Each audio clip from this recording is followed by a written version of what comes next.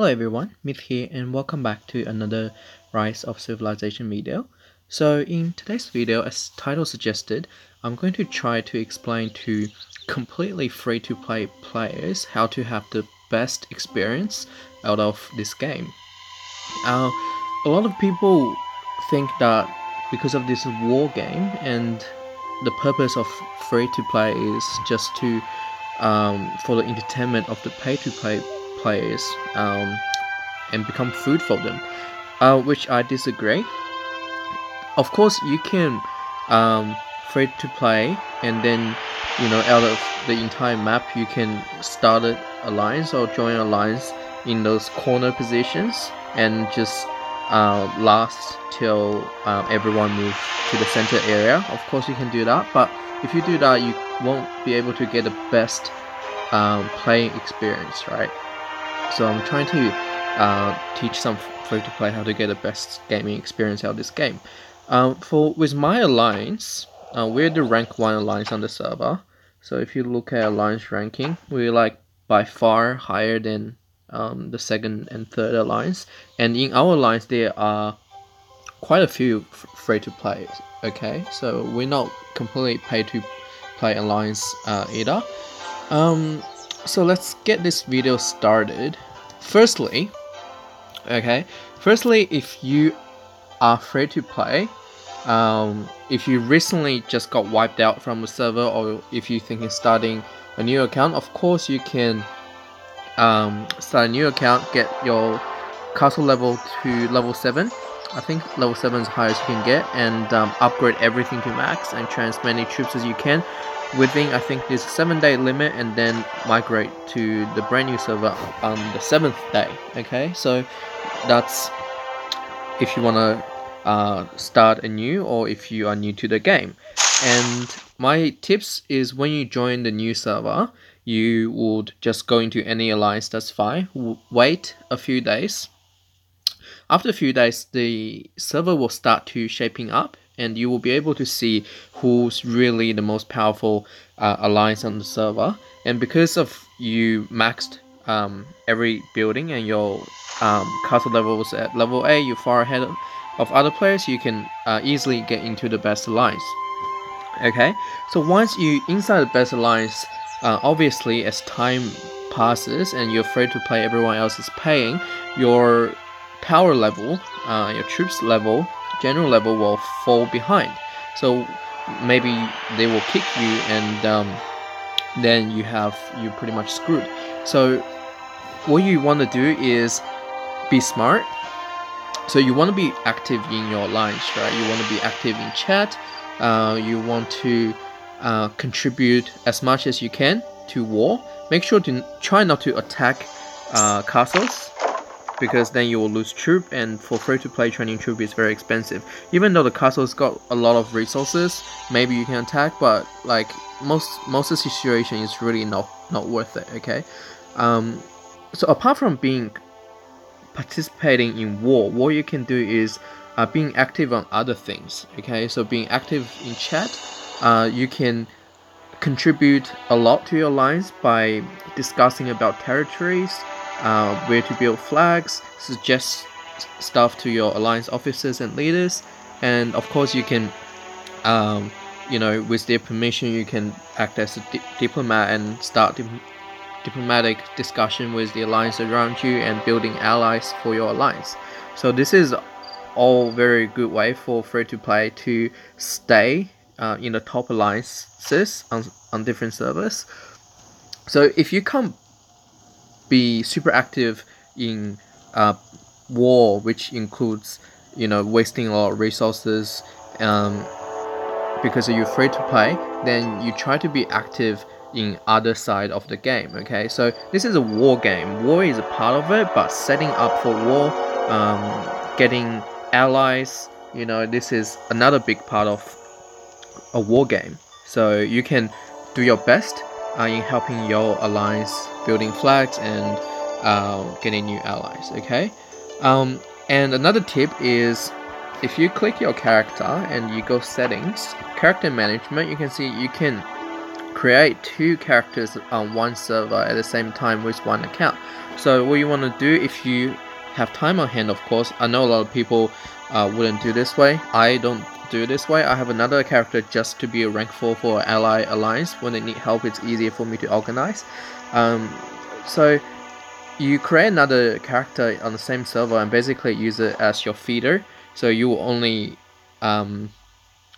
upgrade, so you will farm tons of resource on that account, and then once a while you will empty the troops out from the account, and you use your main account, teleport to that location, and just hit the other castle and take all the resources. So that's a good way for free-to-play players who's got enough time to progress through the game faster. Okay, I'm sure there are a lot of guide videos on how to play this game, blah blah blah, but I'm just trying to bring out important parts. And I think another thing that's very important is how you set up your generals. Okay, firstly, the two things, one is your overall power, okay, and one is your overall kills.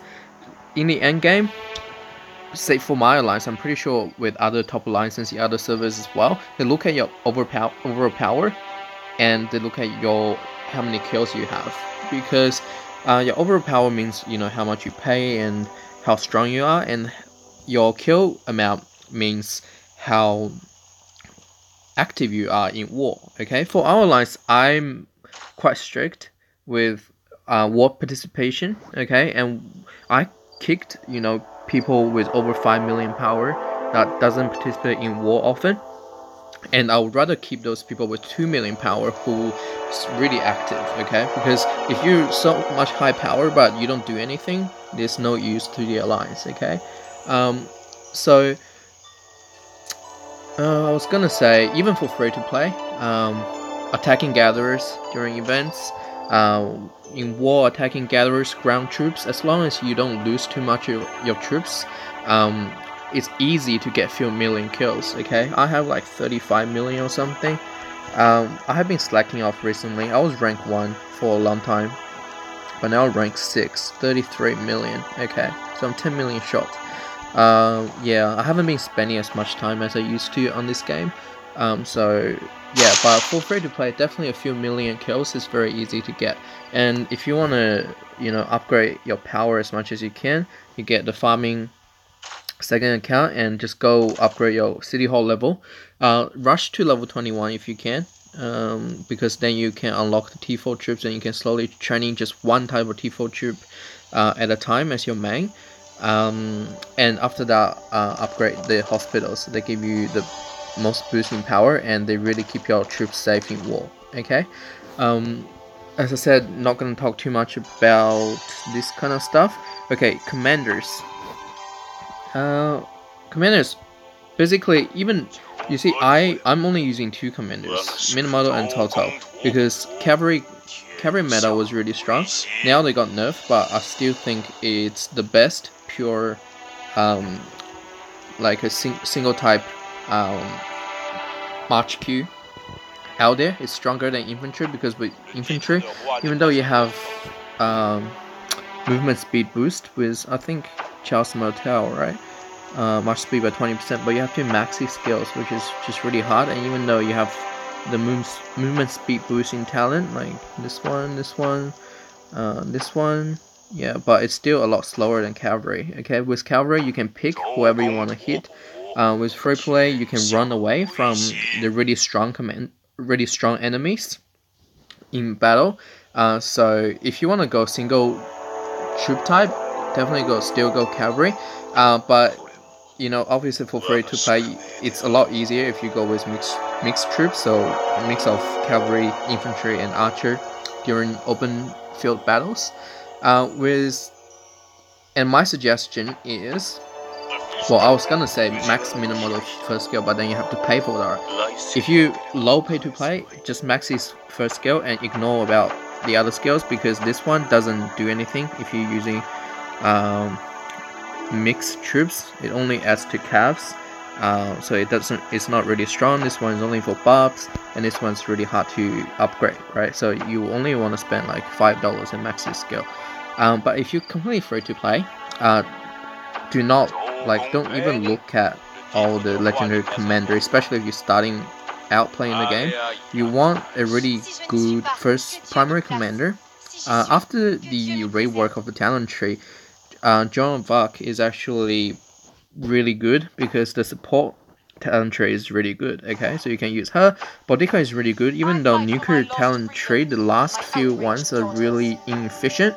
But if you go like this way, yeah, but then again, Boudica's like this type of talent tree is not very good either. But you can still get 31%. I calculate it's 31% boost to your secondary commander's nuke skill if you run nuclear tree. So you can run primary Boudica because her first skill is really good. Her, apart from this barbarian skill, she's a very solid commander for war. Okay, and I was planning to run her, so I'm slowly upgrading her skills. So we'll see in the future, but she's very good. You can use her as primary commander, but if you use her as primary commander, you have to 100% use a nuker as secondary commander. Okay, Loha. Well, I'm just trying to upgrade the skill for EXP farming. CPO is really good because his talent changed to leadership attack, and it's a very strong mixed talent. So CPO now is very good primary commander. Sun Tzu, he's mostly infantry boost plus garrison, so I wouldn't recommend him. Herman is a one disable skill, but archer and nuke, I don't think it's as strong as Boudica. So basically, as primary commander, I would recommend Joan of Arc, Boudica, and I would recommend maybe Kusanagi because his first skill is a 3 target nuke. Okay, but Boudica is good. 1 target nuke plus a huge debuff, which if you're free to play, your troops presumably will be a lot weaker than a lot of people. You will provide a support role to your allies, right? So Joan of Arc will be perfect. She's a support skill. Her first skill is like has an AoE aura around her, and Boudica, you can reduct and attack reduct the really strong enemy troops, so they're very good. Pelagius, really strong nuke skill, but I would say Scipio and Boudica, like they are the best, I think. And then you go Joan of Arc, but remember, if you go Joan of Arc, go support tree, then you can't use her as a gatherer. So yeah, pretty much that's your primary commander, and I really like Frederick. I think he's very strong, the first skill, and if you look at his skills, third skill and fourth skill, I don't think it's any useful. So if you're free to play, save your golden keys, try pull a Frederick. If you can't pull a Frederick, just use Scipio lead with Boudica until you can pull a Frederick, and then you can run Boudica lead with Frederick as secondary. Okay, and you just need to max his skill 1 basically. Leave him at 1-star max skill 1 and then go 2-star max skill 2, because it doesn't really matter the secondary commander's star level because the talent doesn't count at all. So you just want to focus upgrading the star level of your primary commander. Okay. So yeah, Frederick I really like.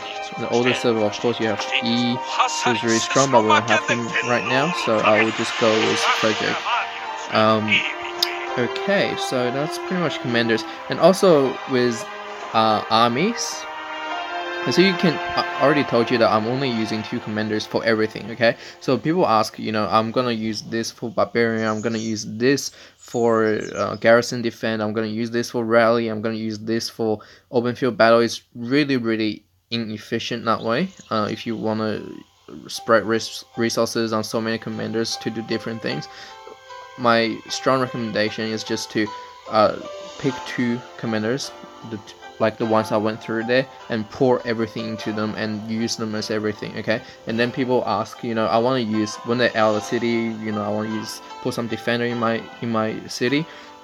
I mean, if you are defending, you wouldn't want your troops out of the city anyways, right? If people are rallying the city, And if people are rallying your city, means they probably want to do your resource, or they want to kill your army, and they know they can probably beat you. So you probably want to bubble or move your troops into a flag anyways. So there's really not much point looking at what defender you want to train. Okay, so just focus everything on 2 commanders only. And with open field troops, a lot of people, they send out 2 march queues, even 3 march queues. It's just really inefficient, because in large scale battle it's really hard to maneuver, with so many troops on the battlefield.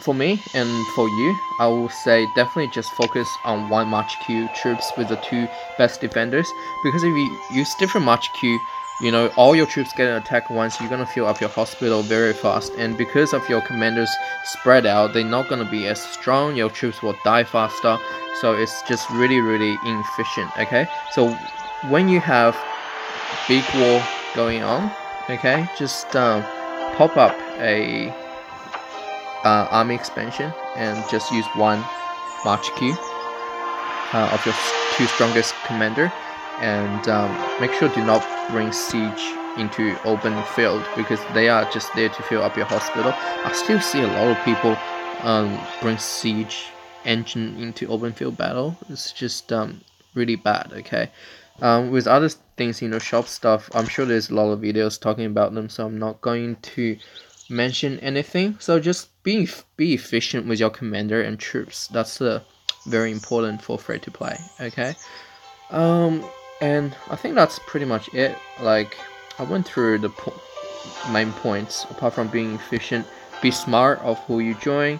So if you can't contribute a lot in war, contribute your time. So it's like a trade-off. You either spend money or you spend time, right? So you put in a lot of time helping your alliance with territory expansions and ally discussions. Okay, so for free to play, try follow my advice. I'm not sure how clear I made everything to be, because it's like the video is already dragging on, but yeah, hopefully you guys can pick up something useful that other people's video hasn't covered in my video. And yeah, looking forward to see you guys next time. Please give me a like and subscribe, and bye.